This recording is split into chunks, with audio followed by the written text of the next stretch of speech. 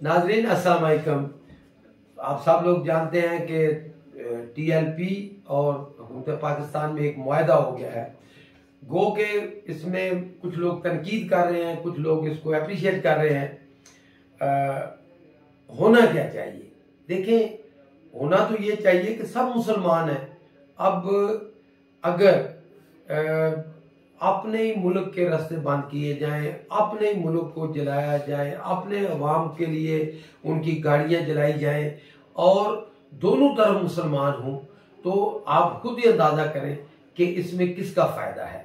इसमें उन्हीं गुटों का फायदा है कि जो नापाक खाके बनाते हैं और जिनकी आड़ लेके कि फिर जो सादा लोग मुसलमानों को वो किया जाता है, उनको वो कहते हैं ना कि जैसे जल्दी के ऊपर पेट्रोल डाला जाता है और फिर जब हजूम इकट्ठा हो जाता है तो आपको पता है कि कहते हैं ना कि हजूम जो होता है उसमें इतने जज्बात होते हैं कि उसमें वो जो समझ बूझ जो है वो खत्म हो जाती है, तो इसमें फिर कुछ भी हो सकता है।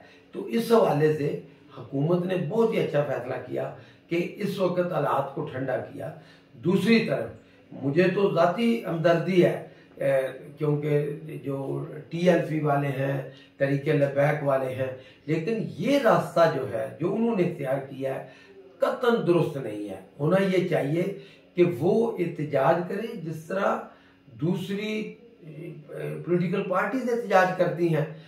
तहरीक इंसाफ ने कितना एहतजाज किया, बल्कि सबसे ज़्यादा एहतजाज तो तहरीक इंसाफ ने किया, लेकिन कभी रास्ते बंद नहीं किए, कभी इस तरह नहीं किया कि अवाम को तकलीफ हो। तो होना ये चाहिए कि एहतजाज का हक भी होना चाहिए और अवाम को तकलीफ भी नहीं होनी चाहिए। शुक्रिया।